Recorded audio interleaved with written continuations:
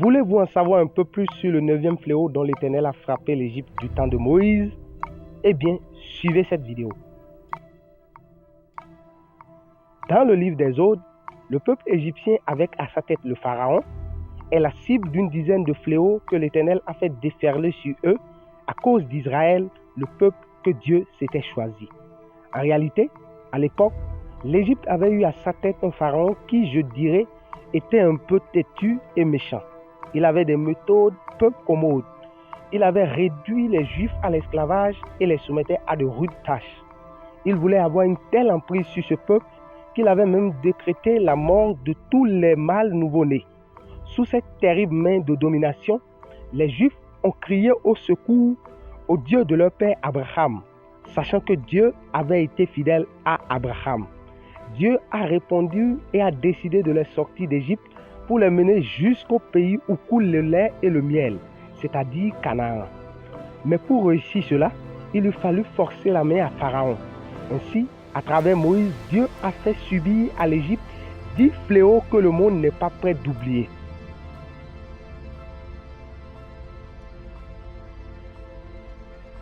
Celui que nous abordons aujourd'hui est le 9e des 10 fléaux. Voilà ce qui s'était réellement produit. Les Écritures nous disent que tout le pays d'Égypte fut frappé de 3 jours d'épaisses ténèbres. Des ténèbres telles qu'on n'en avait jamais entendu parler. Des ténèbres telles que l'on pouvait les toucher des mains. C'était épouvantable. Quelle terreur cela inspirait! La Bible dit que personne ne réussit non plus à se déplacer dans tout le pays durant les 3 jours. Vous devez vous demander comment c'est possible. Eh bien, personne ne s'y attendait. Tous avaient été pris au dépourvu. Voyez-vous, même pour vous et moi qui n'étions pas là, c'est un spectacle épouvantable. Quand nous examinons cette histoire de plus près, nous pouvons voir à quel point la lumière est vitale pour le développement de l'activité humaine.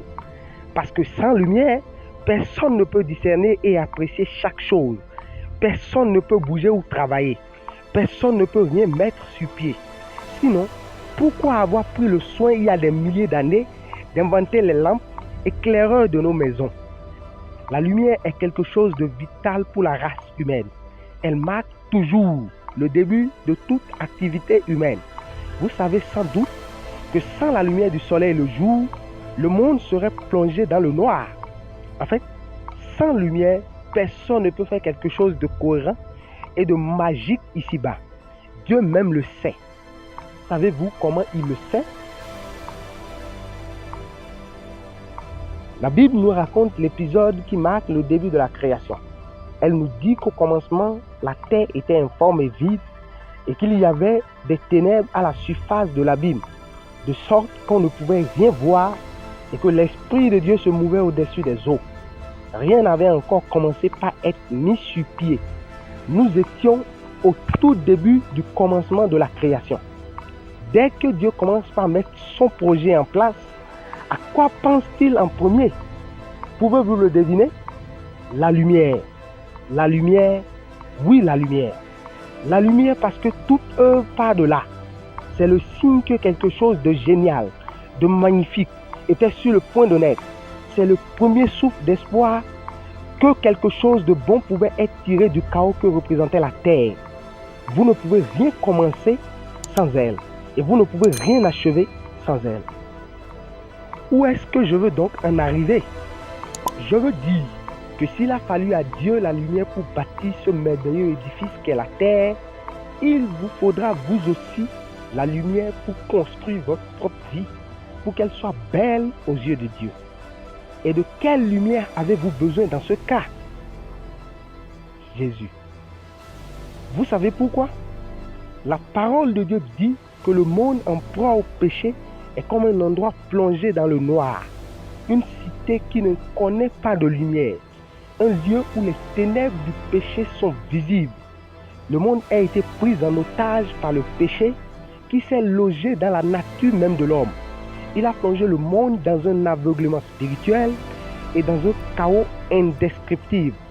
Personne n'arrive à rien de bon qui puisse rendre honneur à Dieu. L'homme se plaît à vivre dans le mensonge l'impudicité et toutes sortes de séductions. Et même si au fond de lui, il veut faire ce qui est bien, il en est incapable. Parce que dans chacun de ses membres, le péché le combat avec rage. Et le péché a une force redoutable. Il vous prive de ce que vous voulez être et vous fait devenir son objet, sa marionnette. Voilà pourquoi l'homme naturel est méchant et rebelle à Dieu sans pour autant le vouloir. Paul l'explique mieux dans le chapitre 7 de Romains. Manifester la paix, l'amour authentique est devenu chose impossible à l'homme. Ce qu'il recherche constamment, c'est son intérêt personnel. Et le pire dans tout ça, c'est que tu ne sais même pas comment t'en sortir. C'est là que Jésus entre en jeu. La Bible nous parle d'une lumière qui se lève sur le monde et que peut recevoir dans son cœur quiconque le désire. L'homme pécheur peut être complètement transformé et renouvelé par elle. Et cette lumière, c'est Jésus mort et ressuscité de la mort, l'agneau de Dieu qui enlève le poids du péché du cœur de l'homme. Ainsi, en recevant le Christ dans votre cœur pour ce qu'il a accompli pour vous à la croix, vous devenez une personne capable de mener à bien toute activité dans les ténèbres de ce monde. Jésus change votre nature, il vous retire de l'emprise du péché, Dieu vous acquitte de vos fautes et vous déclare juste devant lui. Jésus vous confère la nature même de Dieu et vous devenez un enfant de Dieu qui n'est plus étranger aux choses de Dieu. La parole de Dieu devient plus compréhensible pour vous. Vos ténèbres sont changées en lumière. Vous commencez par voir et apprécier la vie ici-bas telle que Dieu la voit. Vous êtes alors en mesure d'avancer là où les autres échouent.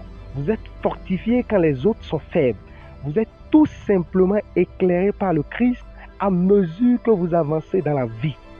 Vous aviez absolument besoin de cette lumière pour réussir à bâtir quelque chose de concret avec Dieu dans ce monde d'hostilité.